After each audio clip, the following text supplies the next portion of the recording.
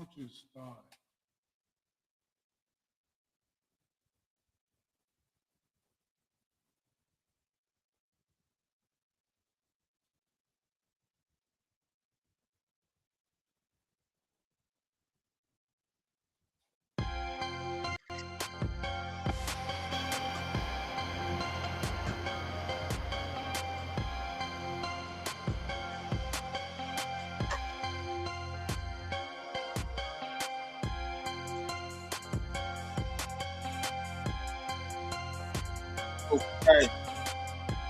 Okay, okay.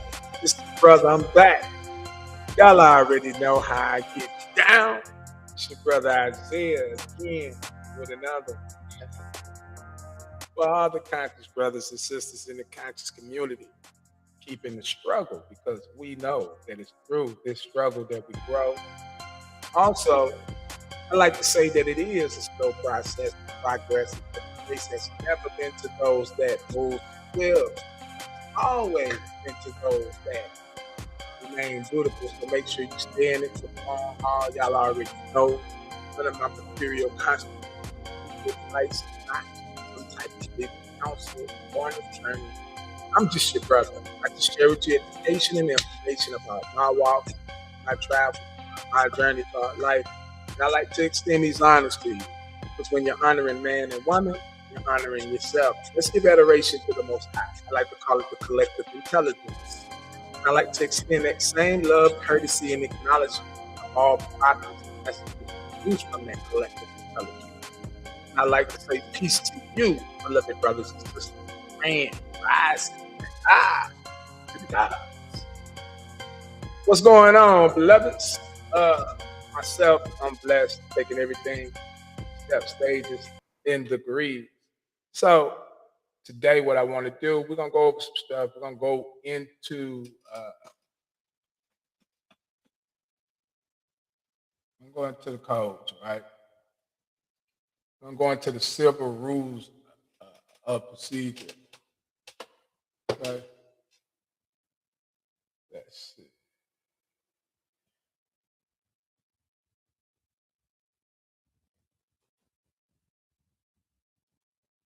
All right, so we're gonna go to the civil rules of procedure. I got a couple of things I want to show you. All right, so first we're gonna just pull up the civil rules. All right, and this is pertaining to all charges, traffic citations, or whatever, right? So whenever you're dealing with the courts, the government, they have to follow certain rules, okay? And if you don't know the rules, then you don't know the procedures, right?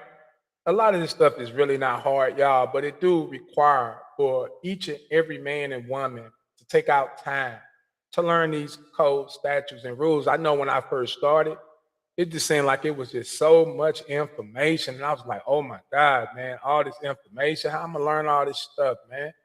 You know, and you feel defeated once you realize your plate is full of information and you got to learn it. But I can tell you, boy, ain't nothing. Your mind is powerful, boy. It can eat, and never get full as long as you feeding it right. You know what I'm saying? So dig in. Don't be afraid to challenge yourself to becoming a better you, to learning more so that you can do more for you and your family. Okay, so we go to rule one, right? In Rule 1, it says that these rules govern procedures in all civil actions and proceedings in the United States District Court, right? Except as stated in Rule 81, they should be construed, administered, and employed by the court and the parties to secure the justice, speedy, and expensive determination of every action and proceeding, right? So this right here, the civil rules only deal with civil actions. It don't deal with criminal actions or none of that. All actions are civil. Okay, so when you go to court and they get to telling you this is a criminal action, that's a lie. There is no criminal actions. They took away the criminality when they made it commercial. Okay, so you got to understand that everything became commercial. So that's why they got to create a kangaroo court. They got to bring you in talking about stuff that has nothing to do with why you're there. They talking about the ticket. They talking about you were speeding, you doing that. That has nothing to do with why you're there. You know what I'm saying? Because it's a civil action. But they're trying to make you look at the action as a criminal action. They say, oh, this is criminal. You were doing this, or you drove over somebody's yard. So you thinking it's some criminal going on, but really, according to the civil rules, it's a civil action. So that means that they're misrepresenting the nature of the case and they're trying to construe it to mean other than what it should mean, right? That's one thing you have to understand. Let's go to Rule 181, right? So it says applicability of the rule in general remove actions, okay? Now, prize proceeding, these rules do not apply to prize proceedings in admiralty, right? Governed by, see, it don't apply to rules governed by admiralty. Bankruptcy, these rules apply to bankruptcy proceedings to the extent provided by federal rules of bankruptcy. So this applies to bankruptcy. Citizenship rules apply to proceedings for administration of citizenship to the extent that the practice in those proceedings is not specified in federal statutes and has previously conformed to the practice in civil actions. See, it keeps saying civil actions, y'all. Civil actions. There is no criminal actions. I'm gonna prove it to you, right? It says the provisions of 8 USC 1451 for service by publication and for answer apply in the proceedings to counsel citizenship certificate. These rules apply to the proceedings for habeas corpus, for quote, warranto, and to the extent that the practice in those proceedings. It is not specified in federal statutes. The rules govern section 220, 2254 cases are ruling in the governing these cases, right? So when you go in here and you read this, it's telling you what all it applies to. Proceedings involving a subpoena. These rules apply to proceedings to compel testimony, or let's see what's going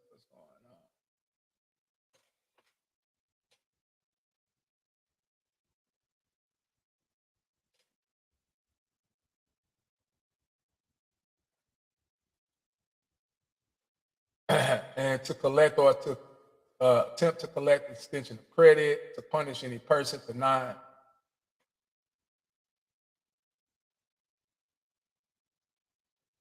See, oh, this is extortion.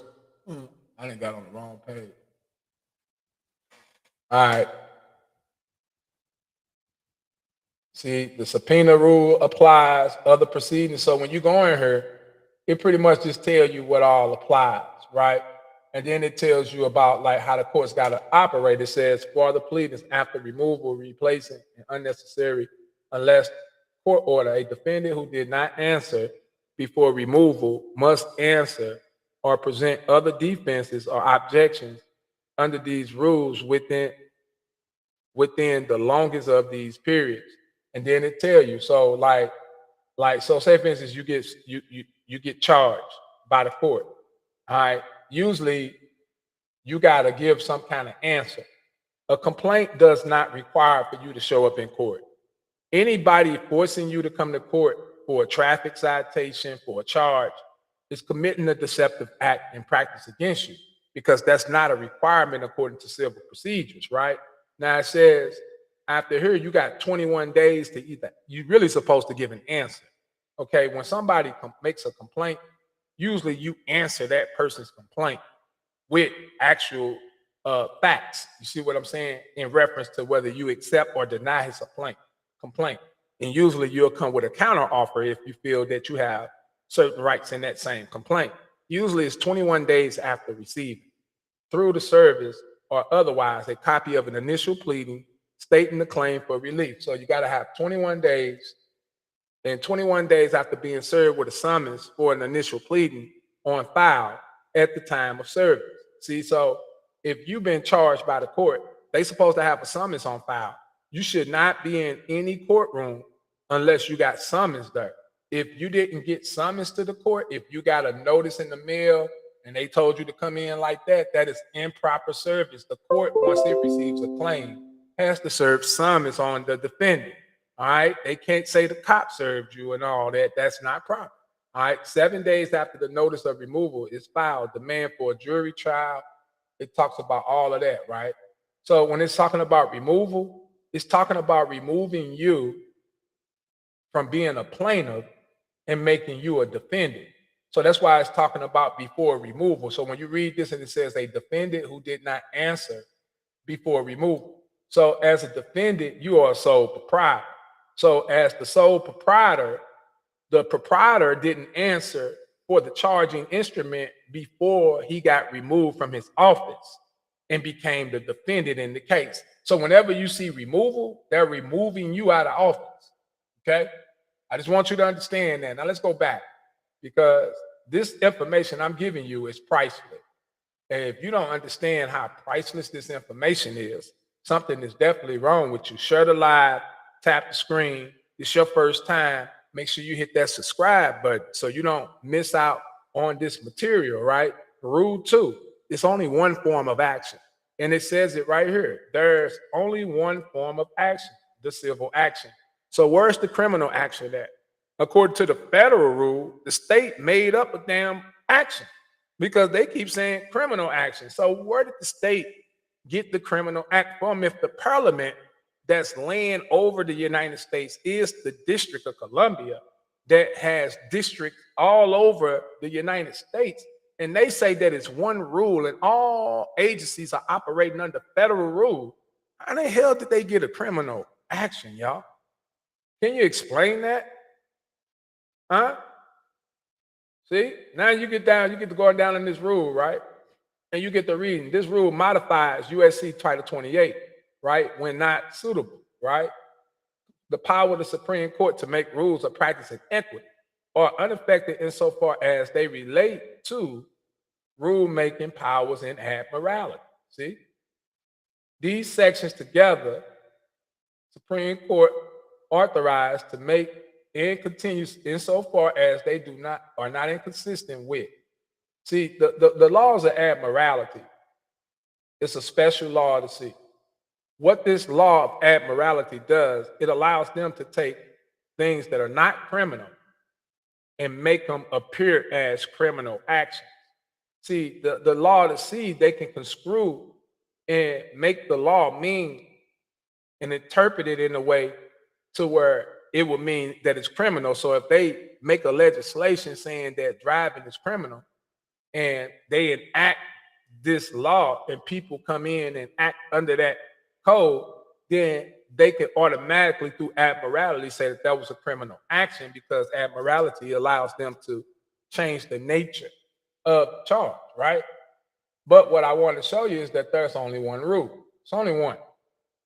All right, and that's a civil action. And a civil action, what is a civil action? And see, you can't guess this stuff. You got to actually look it up. A civil action typically refers to a claim 1995 non-fiction book. No, I'm talking about a fiction book. That's legal definition.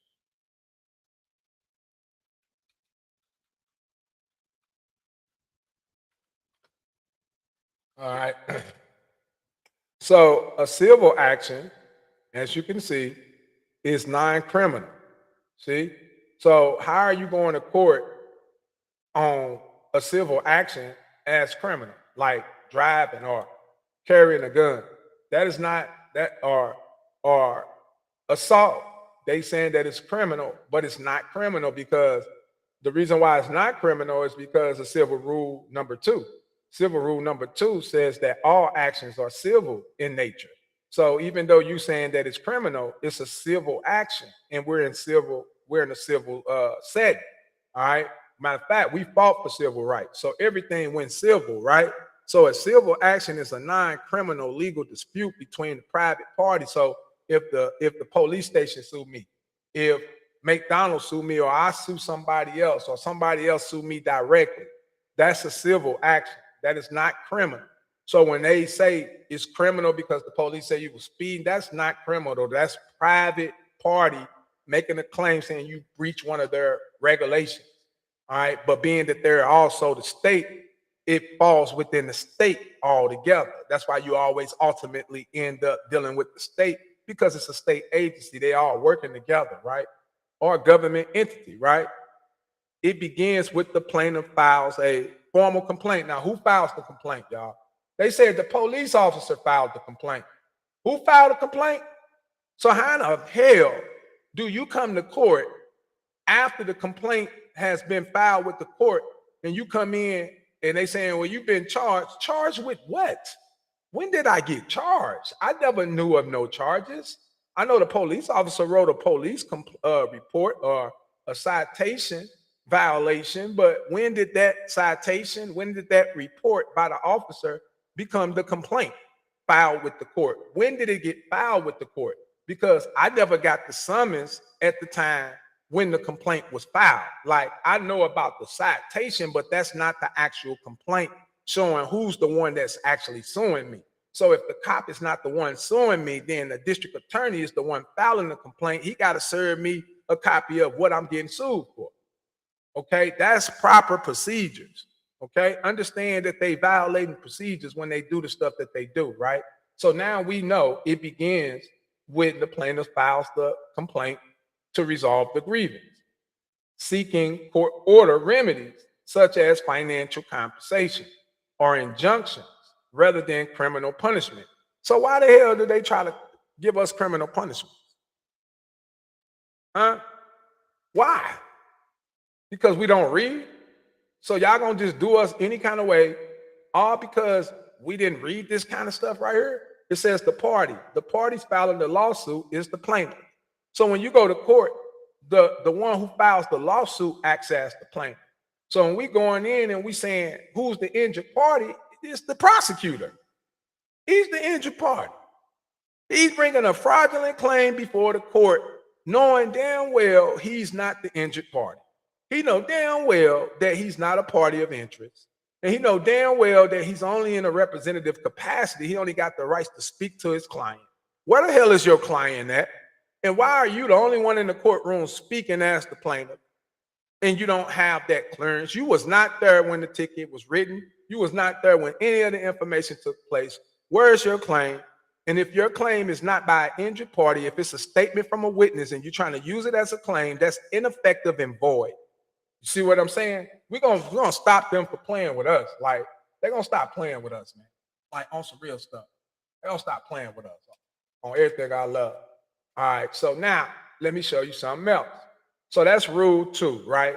Now, when you come down to rule 3, all right, this is very important rule. Why? Because when you get served or when you get charged, they have to give you a summons, right? That's part of civil rules.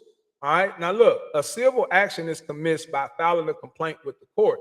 So when they file a civil action, they file a complaint with the court. The prosecutor files the civil action, but he labels it as criminal, which is a deceptive act because it violates rule 2 of the civil rules of procedure. He's trying to get your consent to that filing by you accepting the charges, and then it becomes a charge against you, right? Now, rule defines constitute filing with the court. This rule governs the commencement of all actions, including those brought by or against the United States or an officer or an agency thereof, regardless of whether service is to be made personal. See, when they serve you, they cannot pull you over on the side of the road and give you a ticket with a summons in it because you're not acting personally at that time. If they get your legal name, your legal information, you're in a legal setting at that time. You're acting legally. So legally, you're acting as a business or entity, right? But whenever they charge the entity for the charges, they also got to serve you personally as the one in use. They can't treat you as the taxpayer only. They have to serve personally about the taxpayer's obligations. Okay, so if you don't understand what's going on, you'll never figure out what they're doing wrong, right? So they got to serve you personally pursuant to Rule 4. So if you want to know why, go read Rule 4, because this is how you learn, y'all. This is how you know what they're doing and what they're not doing, okay?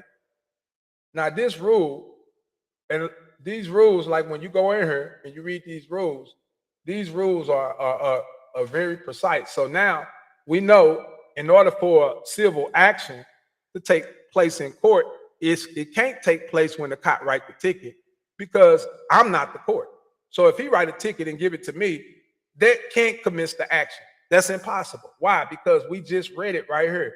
It says that an action, no, that's one form of action. That's the civil action. Right here. Let me show it to you so you can see it. See?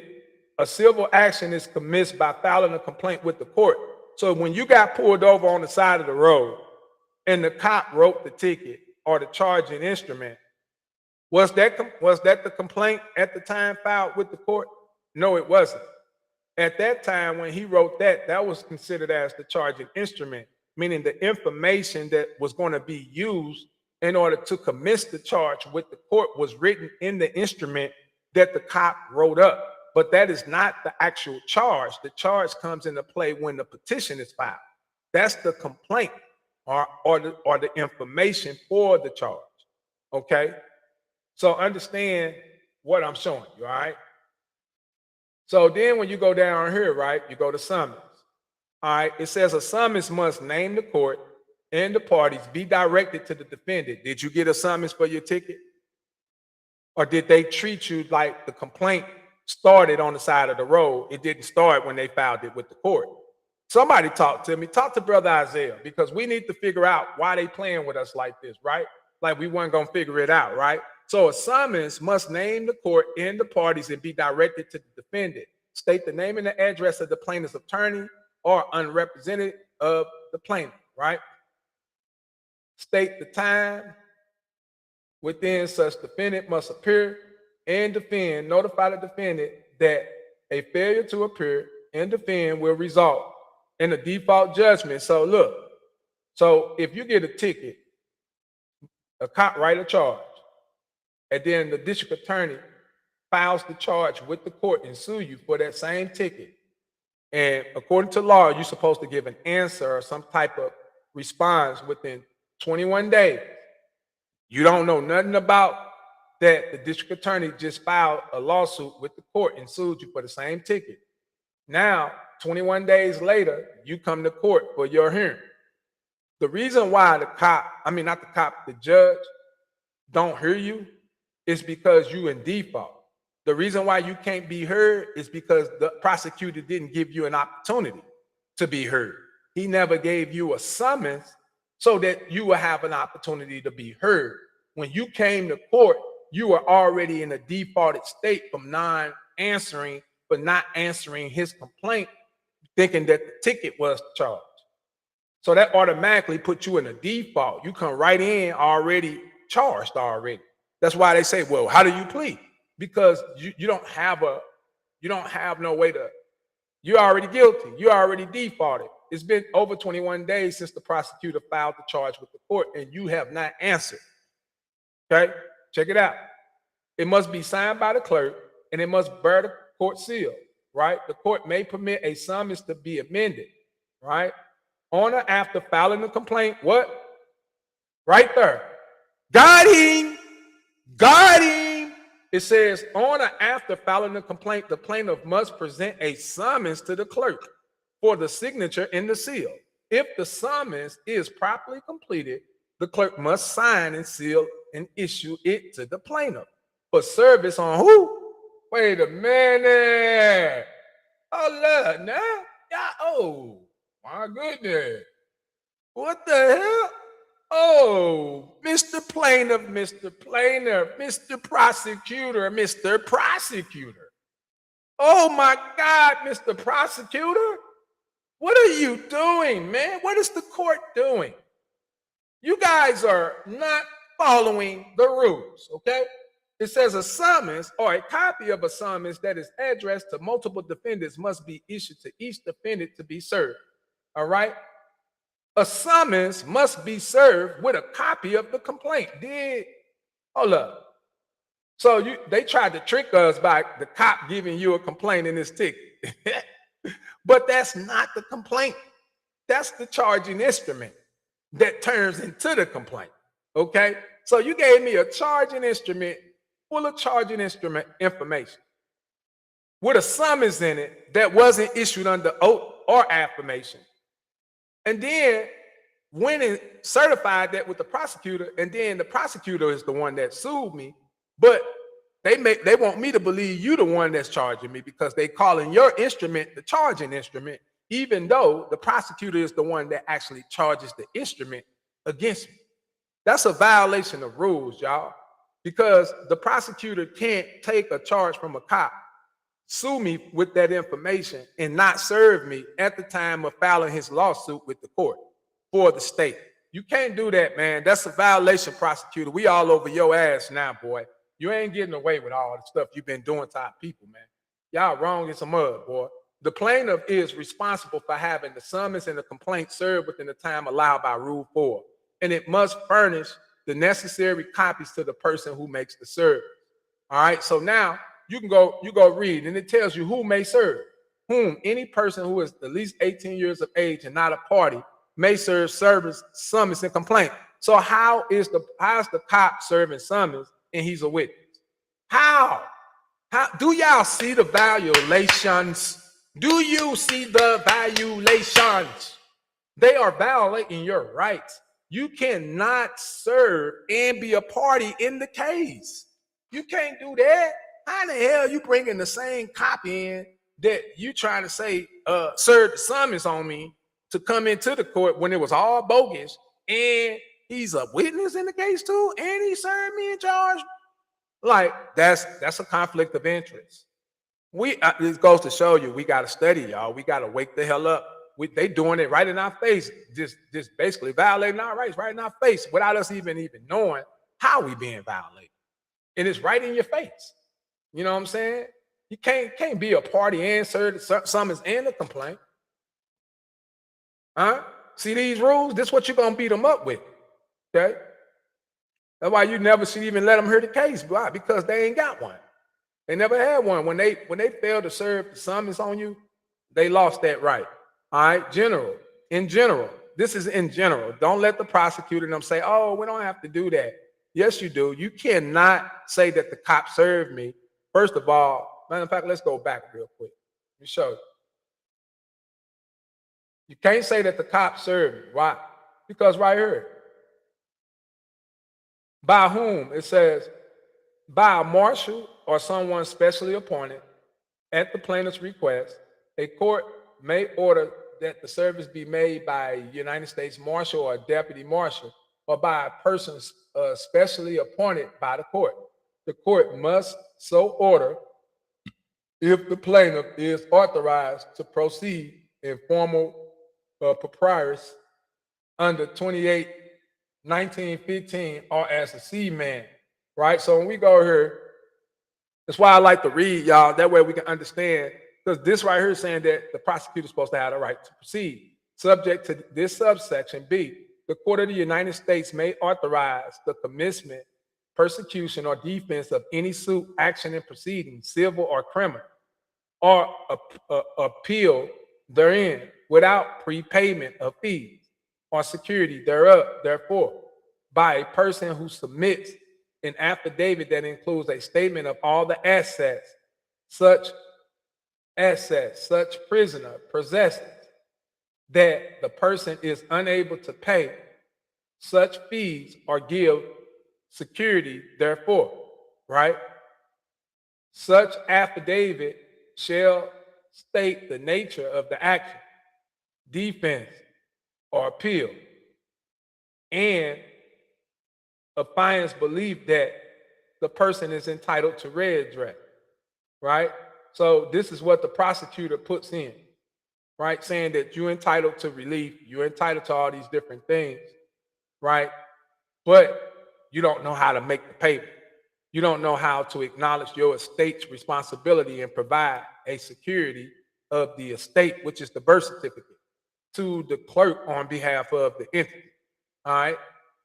A prisoner seeking to bring a civil action or appeal judgment in a civil action or proceeding without prepayment of fees or security, therefore, in addition to filing an affidavit files under paragraph 1, shall submit a certified copy of a trust fund account statement, right, or institutional equivalent for the prisoner for the 6-month period immediately preceding the filing of the complaint or the notice of appeal obtained from the appropriate official of each person which the prisoner is or was confined. Let's look at this word prisoner. It keeps standing out to me. As used in this section, the term prisoner means any person incarcerated. It didn't say any man.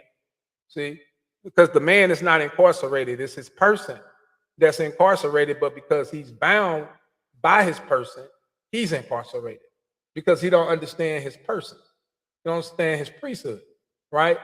Or detained in any facility who is accused of, convicted of, and sentenced for, or adjudicated delinquent for violations of criminal law, or the term and the conditions of parole, probation, pretrial release, or the visionaries program, right? So you became a prisoner based off some damn contract, right? Now let's go back.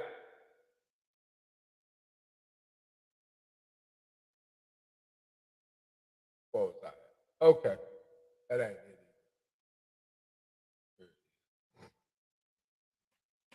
All right. All right, so, and this is how service is weighed. So usually when they serve process upon you, you have to give an answer. Part of the court rule is non-acceptance of a summons automatically creates default. So if summons is served upon you and you don't accept the summons and return the accepted summons along with any other stuff to enter into the case, they consider it as a default right off the rip because you didn't accept summons and return the accepted summons. All right. How you know this? Because I read, y'all. The only way you're gonna know this, you got to go in here and read this stuff. And when you read this stuff, it's gonna explain to you what's going on and what you're supposed to be doing. Now let's go back. So only the serve, it didn't say nowhere in there that the police officer could serve.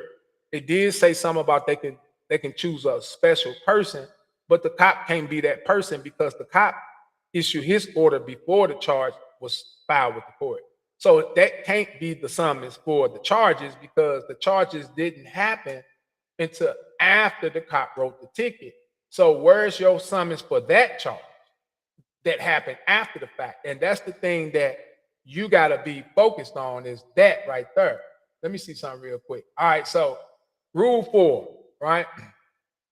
So in general, process of summons under Rule 4 subpoena must be served by the United States Marshal or a deputy marshal or a person specially appointed for that person. It may be served anywhere within the territorial limits of the state where the district court is located and authorized by the federal statutes beyond limit. Proof of service must be made under Rule 4. So let's go read Rule 4. All right. So if you're in court right now for any kind of suit, all right, they got to have a summons on file. They got to for the suit, for the charges. If the prosecuting attorney brought formal charges to the court concerning any civil action in that court, there must be a summons on file to the defendant affected by that information. All right, they can't say that the ticket is the summons. And when you look at the charging instrument that he got, it don't have the summons part in there. Like, you know how when you get the ticket from the cop, it has a summons in there for you to come to court. But when you tell the district attorney to give you a copy of his complaint, it's going to be the same stuff the cop wrote in the ticket, but the summons part is not going to be included. So where's the summons at? See what I'm saying? There is no summons. All right, which allows you to demand that the case be dismissed, right, due to a violation of civil rules. Now, let me show you one more thing. Where is it at?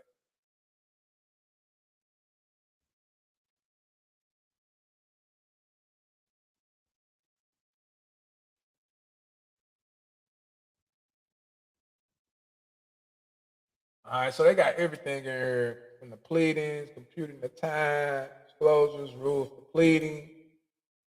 All right, these are the rules for making a plea if you end up pleading. Let's go to rule 17. All right, so designation in general. An action must be persecuted in the name of the real party in interest. So the man, whoever you are, you got to be the real party persecuted, right? The following may sue in their own names without joining. So if there's a case in the court and you want to join into the case, you can sue in that same case without being a party in the case, right? By being an executor, an administrator, a guardian, a bailee, a trustee of an express trust, or a party with whose name a contract has been made for another's benefit. So if your name is anywhere on any of that, your legal name, then you got the rights to enter the case, right? To join in as a real party of interest. You got a right to sue for your interest. So I mean you suing the charge or the charging instrument for the relief of your interest in it, right? A party authorized by statute, action in the name of the United States for another, use or benefit. Like, so basically we're saying that you can bring a suit against the United States for relief against the charges, right? Because you're saying it's a United States obligation because it's a U.S. person, right? Joined of the real party in interest, the court may not dismiss an action for failure to prosecute in the name of the real party in interest until after an objection, a reasonable time has been allowed for the real party of interest to ratify, join, or be substituted in the action. See, when I say they removed you, meaning you were already a part of the action to be included. When you didn't come in and make a claim as a plaintiff against the defendant, as a party having a relief against the defendant, you assume that the U.S. person was you and that you're not the administrator or the representative of that U.S. person. You automatically got removed from office. They removed you and substituted you as the debtor. Okay. Substitution, an action proceeding as if it had originally been committed by the real party in interest. So when you, as the real party, took authority for that taxpayer, don't show up in the suit as a plaintiff against the taxpayer's obligation, they automatically sue the taxpayer as if the taxpayer is you, the real party. And since you and the taxpayer are connected, automatically you become bound by your person, right? Capacity to sue or be sued. Capacity to sue or be sued is determined as follows: for an individual who is not acting in a representative capacity by the law of the individual's domicile, or a corporation by the law under which it was organized, and for all other parties by the law of the state where the court is located, except that a partnership or unincorporated association or whatever, right? So we'll get out of this. I want to show you something. Let me see if I can find it. Let's go to misjoined. No. That ain't it. Let me find it. I'm gonna find it.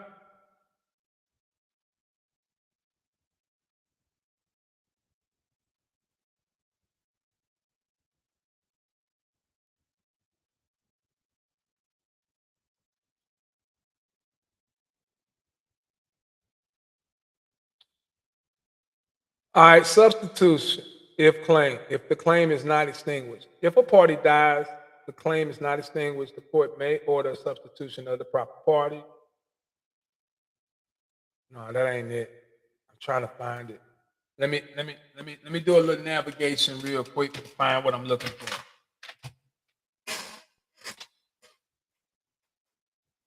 It's in the civil rules though.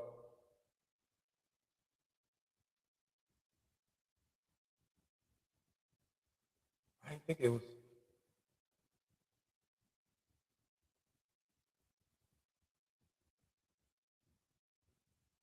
Yeah, I'm gonna have to find that rule, boy. It's a rule in here.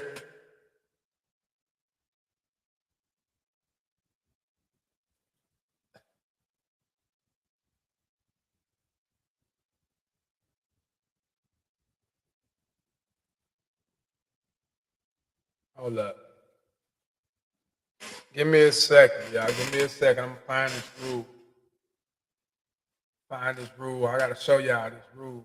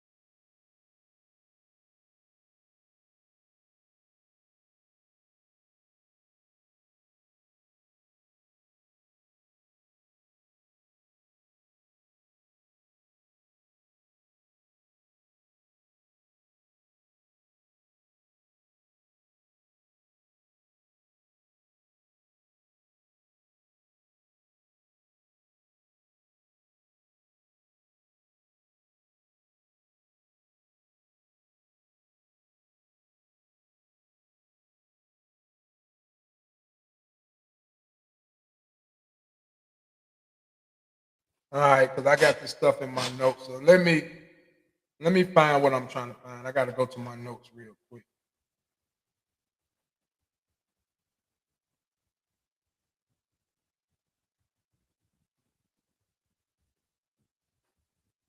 And I say certain information is just once you get it, man, you got to hold on to it because if you don't, it be gone, it be lost.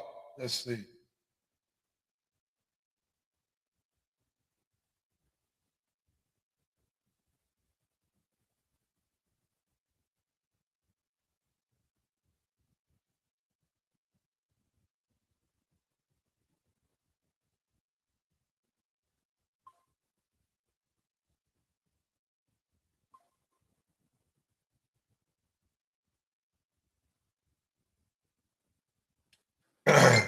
Not one of them.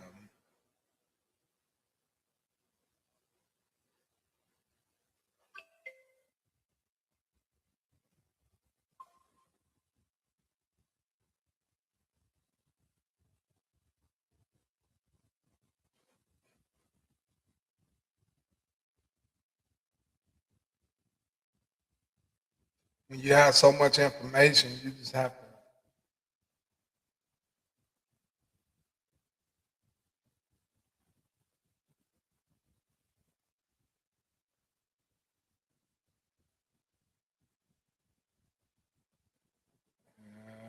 Shoot. I got so much stuff in here, y'all. Y'all have to bear with me. Let me see. Yeah. Because it's definitely worth it. What I'm looking for is so far dealing with the civil rules. I found this rule.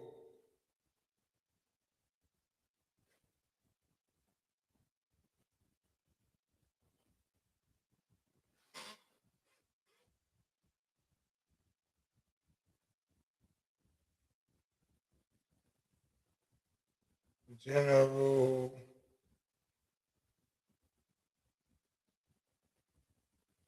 Let me see.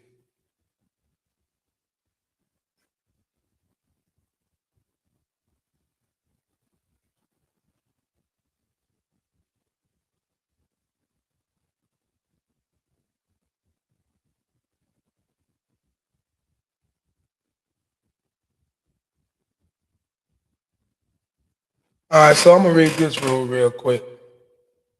It's another rule. Hold up. Okay, so let me go back. Let me see what rule this is. Because there's so many rules, y'all.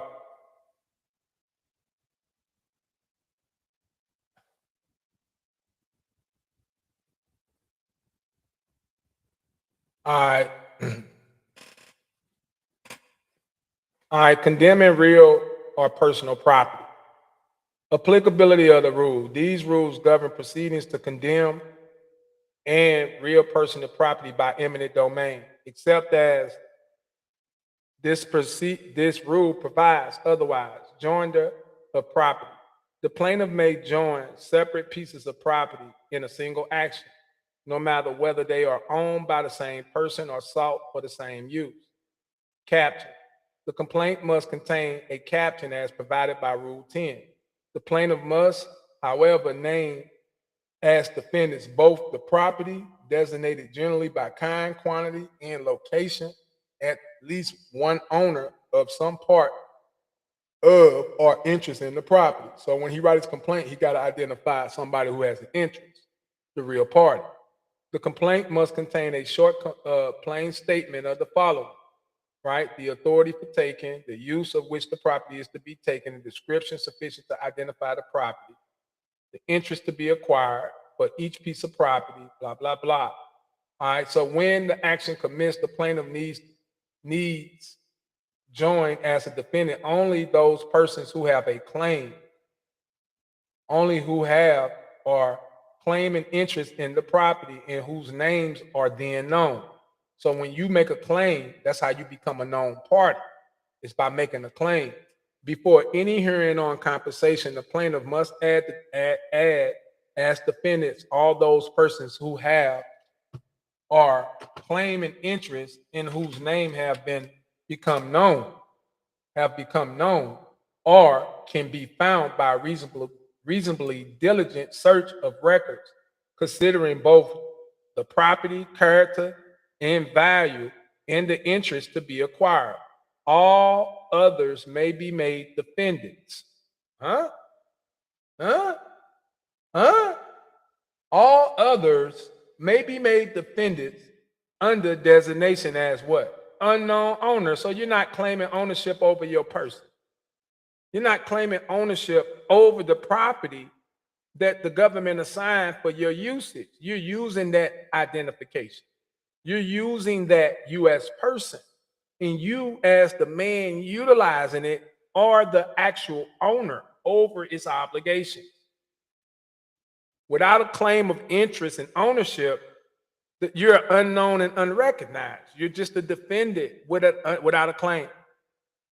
Okay? Remember that. Procedures. Notice must be served on all defendants as provided in Rule 71.1D, whether or not they're named as defendants when the action commenced or when added later. A defendant may answer as provided in Rule 71.1. The court, meanwhile, may order any distribution of the deposit that the facts warrant, right? And then right here, it still talks about filing a complaint. The plaintiff must give the clerk at least a copy of the defendant using additional copies as the rest of the clerk or defendant. Then all of these different things they got to do, right? All right. 21 days. So everything still says that they got to serve, right? Let me see if I can.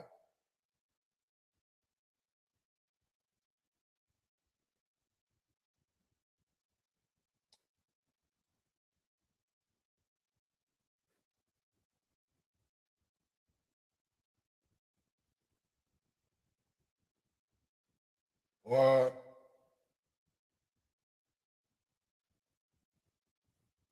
because I had one rule.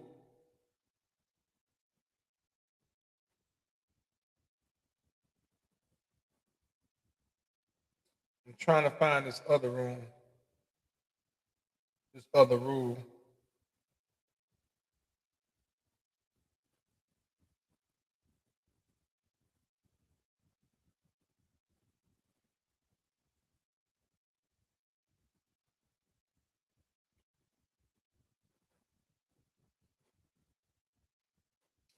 And I say this rule so far, yo.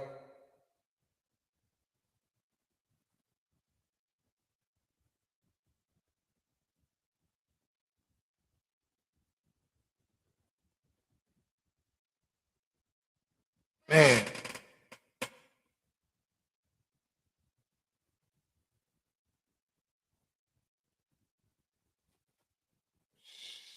Shit.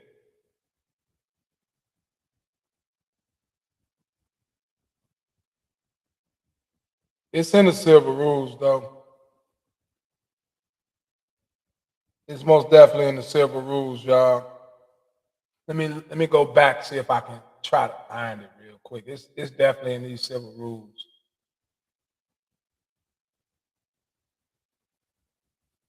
Proceedings against.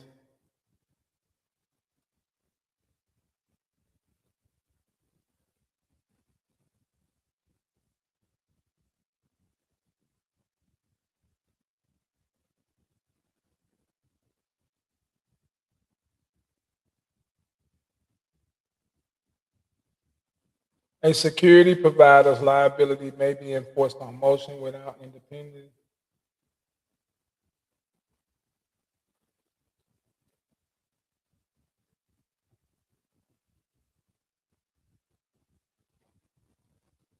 So it says committee notes on the rule.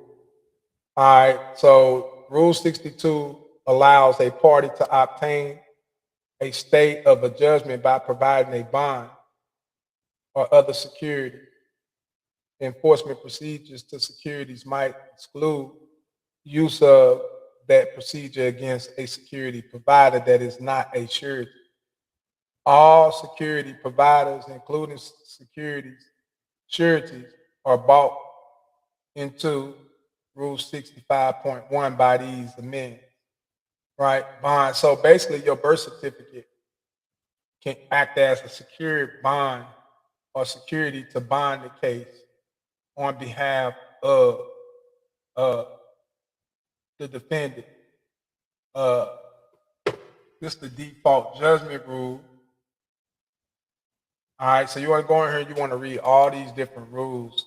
I'm trying to find a specific rule, but I probably have to look through my notes to find it because I popped up on it. And when I say this rule so far, it breaks it all the way down, everything. It talks about the taxpayer, it talks about the other party has having an interest. It breaks it all the way down. I thought it was rule 20. And the deposition is cold too. You could do depositions, put them on the oath. You know, a lot of them don't even show up for deposition hearings because they know they lying. So a lot of times you can get the case throughout just by having deposition hearings to put them on the oath to make them answer questions. Permissive joinder, classes, derivative of action. Let me see, disclosures, deposit, testimony.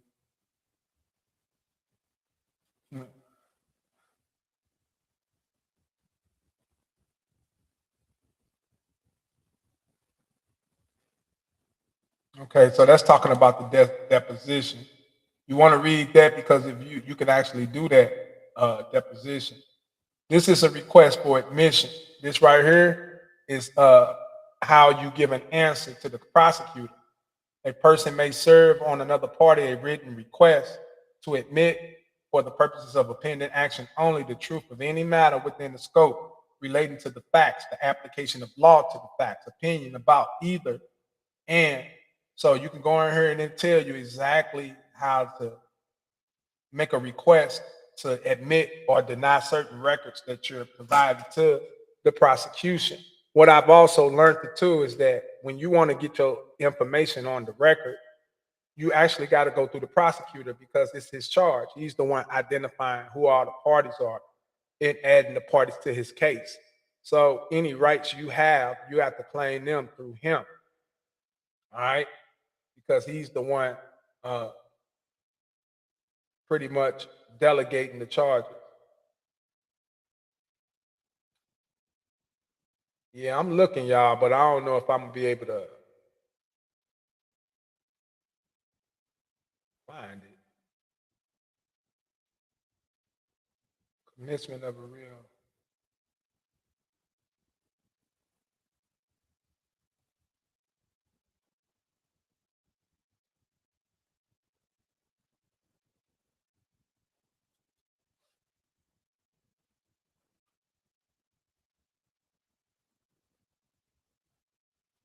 Yeah, I'll find it. I'm just gonna have to come back at a later time, and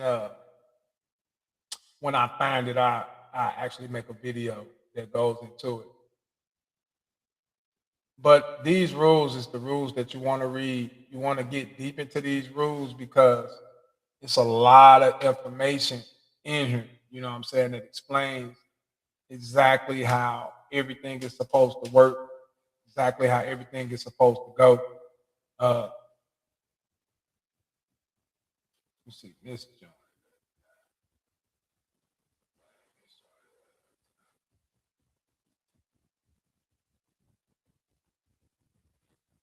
Interpleader Rule 19 is the real parties of interest. Now, I can show you that as the real party of interest, you're supposed to join into the case, right? And by you in your absence, they can't accord complete relief amongst the existing debtors.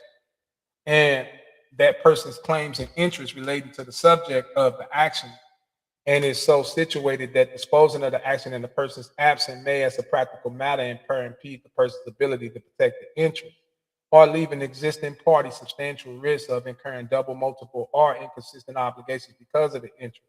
If a party has not joined as required, if you have not filed a complaint, I mean,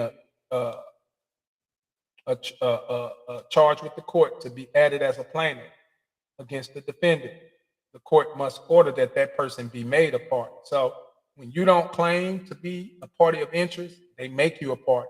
The party who refuses to join as a plaintiff. So how are you supposed to join the court case as a plaintiff?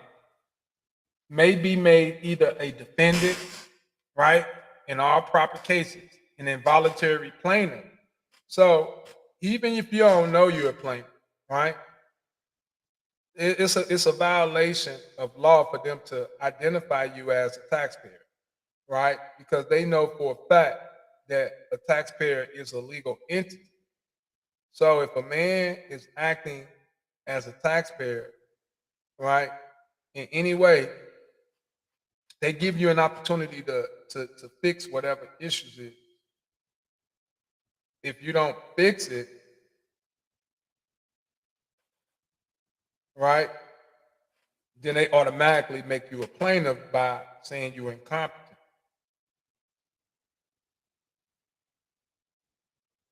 because of non-joining, because you didn't join in and claim your interest uh, in the proceedings. Let me go back. So that's one. You can go read that. I ain't trying to read too much. Permissive joinder of parties, misjoinder and non-joinder. Let's see, 21.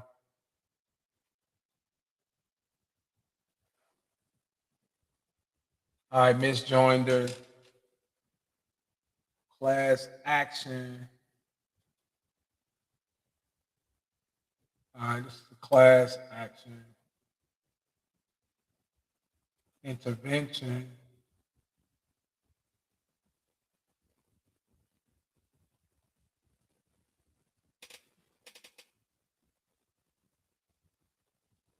Right. So this right here is talking about your ability to intervene into the case. Right.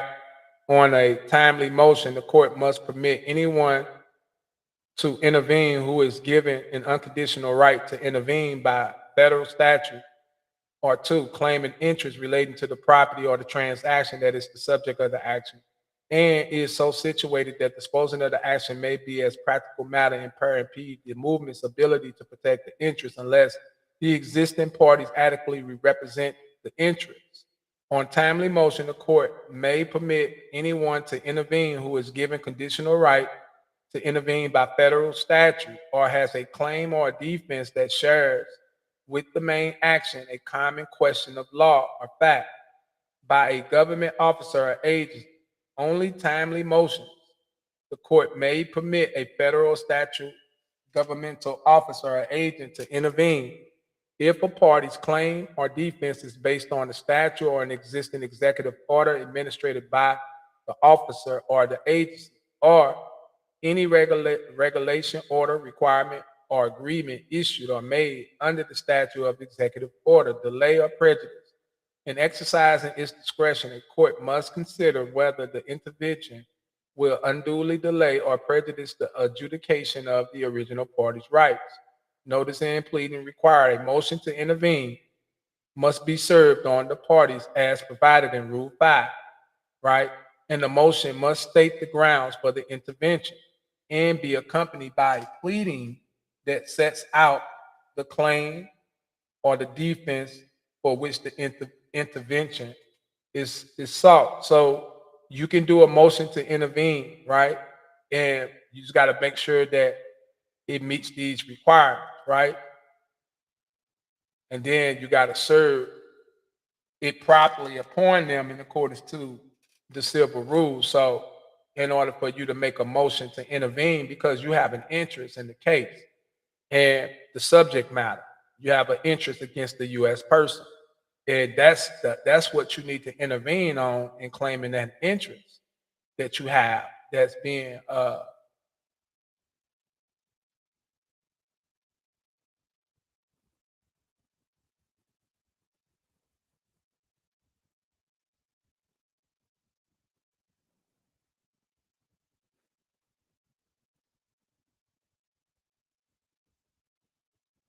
taking testimonies, providing official record.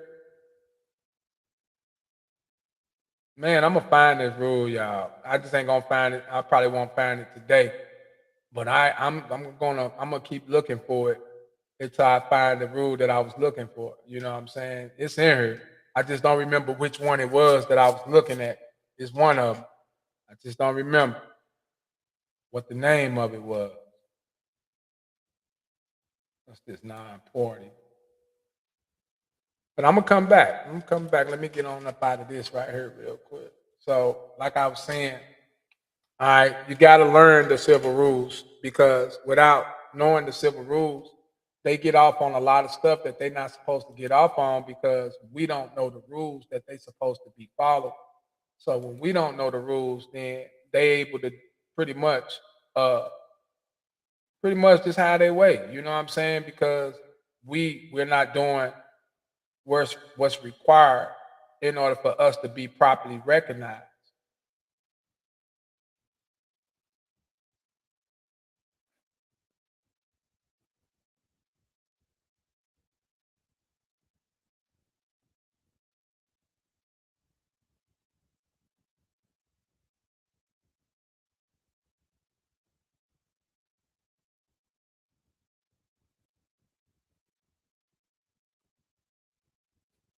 Okay.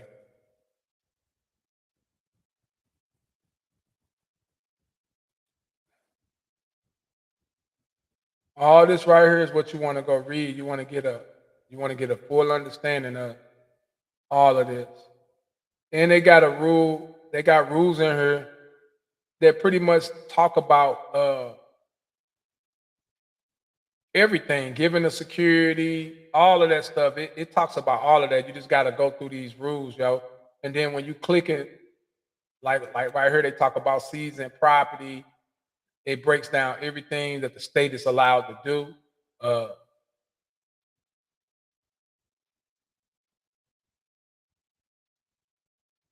I'll find it. I just ain't gonna find it right now. And I'm gonna get up off of this. So this civil rules of procedure. So just make sure that you go back and you read these rules in full, man, because these rules, especially Rule 2, when they try to tell you that it's a criminal action, well, the federal rule says it's only one action, and it's civil.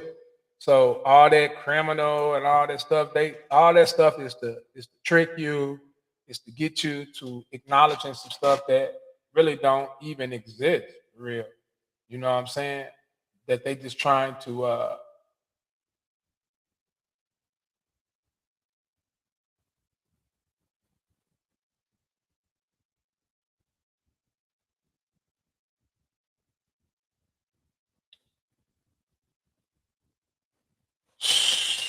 man, I'm gonna find it, man. I just hate I can't find it. I want to find it so bad so I can show it to y'all. But it'll come back to me. It'll come back to me. All right, let me look at my comments. See if y'all got any questions for me.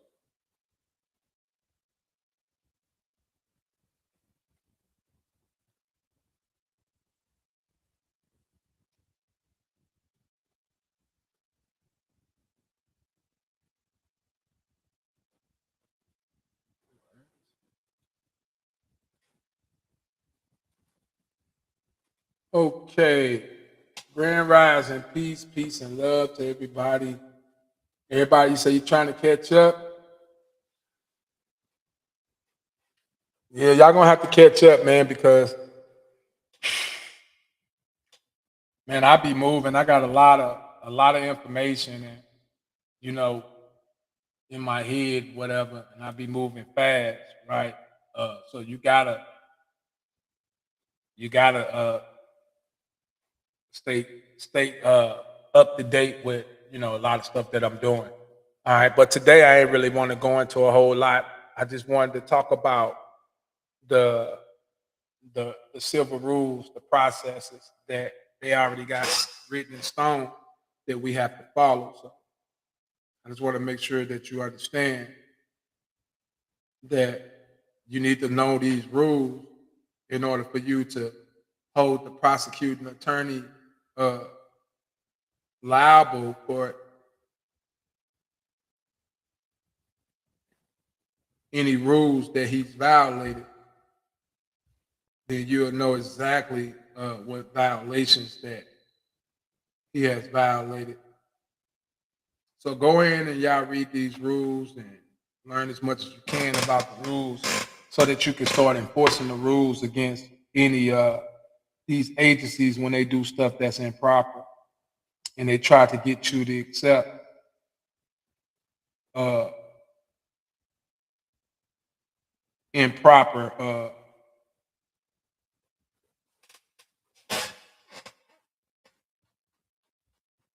processes. But hold on, I'm trying to find one more thing before I go. Give me a second.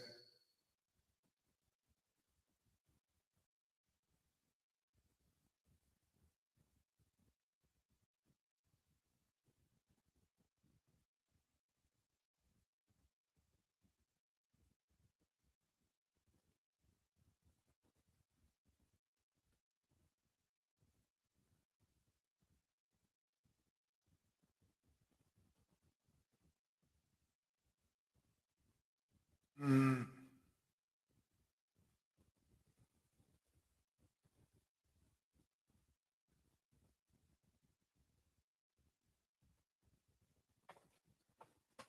crazy. I'm saying everything but what I'm looking for.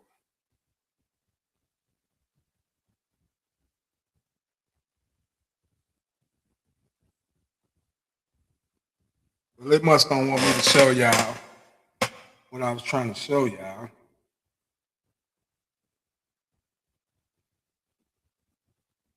Let's see. That's condemning.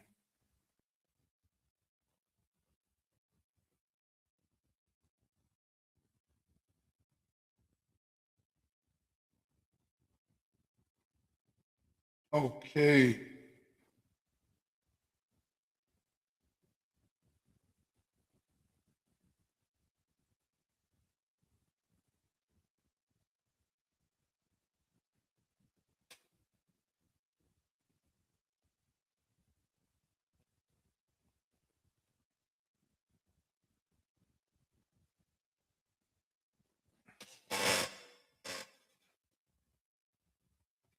Matter of fact, I may have already showed it to y'all. Let me see.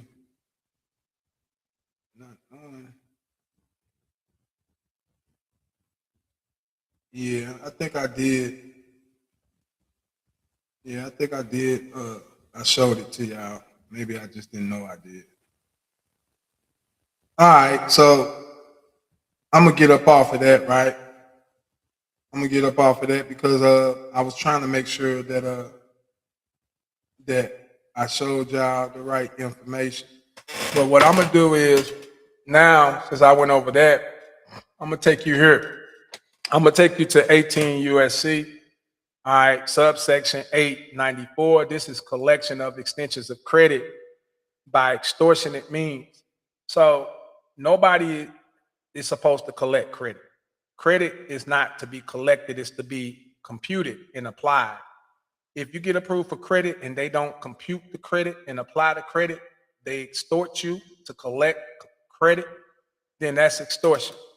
Whoever knowingly practices in any way or conspires to do so in any use of extortionate means to collect or to attempt to collect any extension of credit. This right here is so powerful because every damn thing you sign up for is extended to you as credit.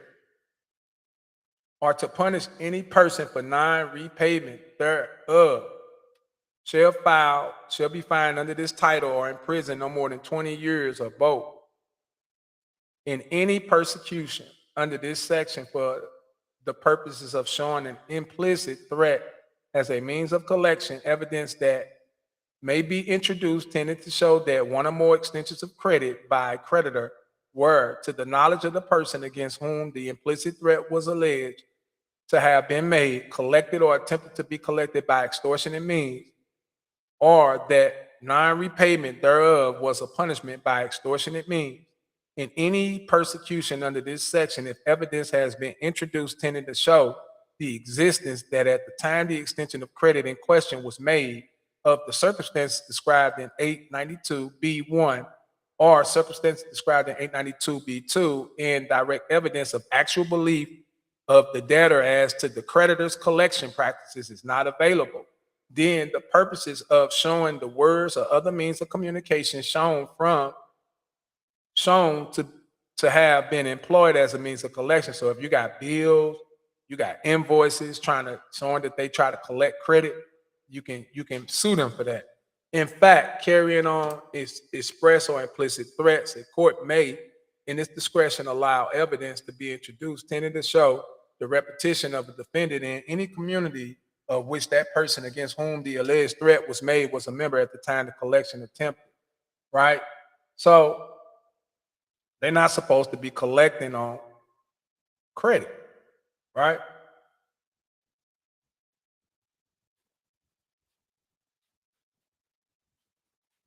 Let's see what happened.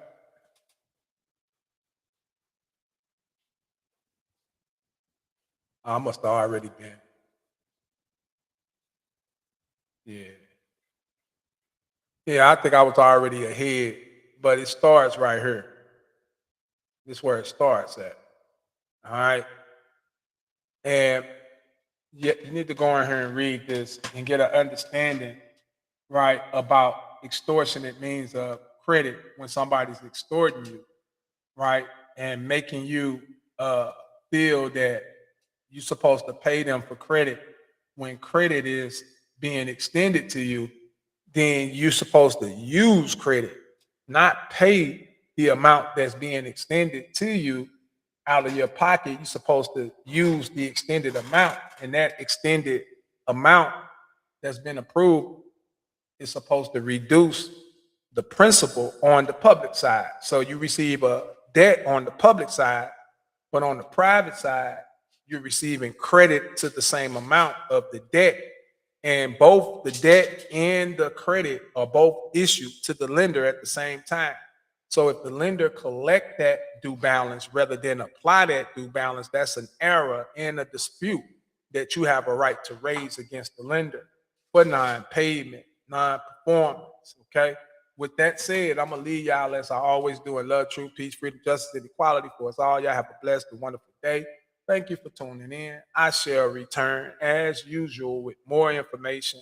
But for now, I gotta bring this one to a finalization. Peace and love. Y'all stay tuned though, and look forward to any material because I will be having a couple of webinars going over some stuff here pretty soon. So y'all stay tuned. Look forward to that. Thank you for your time. Salute to all my real brothers and sisters.